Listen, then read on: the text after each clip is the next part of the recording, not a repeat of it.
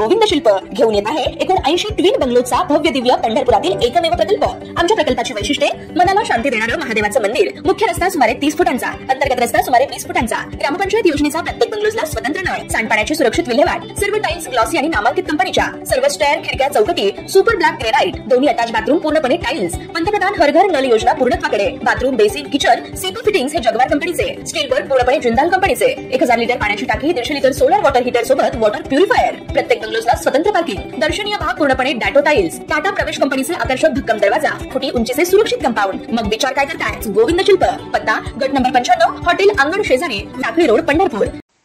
रक्षा खडसे या भाजपमध्ये असल्याने त्यांनी अपेक्षा व्यक्त केली, मात्र आज तरी भाजपत प्रवेश करायचा नाही। शरद पवार यांचे नेतृत्व मी मान्य केलं आहे, त्यामुळे शरद पवार यांच्यासोबत राहणार असल्याचं प्रतिक्रिया एकनाथ खडसे यांनी दिली आहे। एकनाथ खडसे यांनी भाजपमध्ये यावं असं आवाहन त्यांच्या सून आणि भाजपच्या खासदार रक्षा खडसे यांनी केलं होतं, त्यावर खडसे यांनी ही प्रतिक्रिया दिली आहे। भाजपमध्ये अनेक मोठे नेते प्रवेश करत असून एकनाथ खडसे यांनी देखील भाजपमध्ये यावं ही आपली व कार्यकर्त्यांची इच्छा असल्याचं खासदार रक्षा खडसे म्हणाल्या होत्या। दरम्यान रक्षा खडसे या भाजपमध्ये असल्याने त्यांनी ही अपेक्षा व्यक्त केली आहे, मात्र आज तरी मला भाजपमध्ये प्रवेश करायचा नसल्याचं स्पष्टीकरण एकनाथ खडसे यांनी दिलं।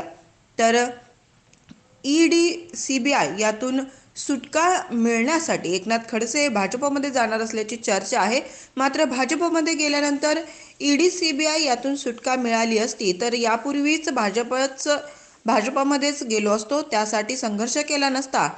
तसंच अजित पवार ज्यावेळी वेगळे झाले तर कदाचित अजित पवार यांच्याबरोबर जाणं पसंत केलं असतं, मात्र तसं न करता आपण संघर्ष करत राहणार असल्याचे एकनाथ खडसे म्हणाले। भाजपने अनेक वर्ष काम केलं, परंतु काही कारणास्तव मला भाजपचा त्याग करावा लागला। आता आपण शरद पवार यांचे नेतृत्व स्वीकारलेलं आहे, त्यामुळे शरद पवार यांच्या सोबत राहणार असल्याचं खडसे म्हणाले।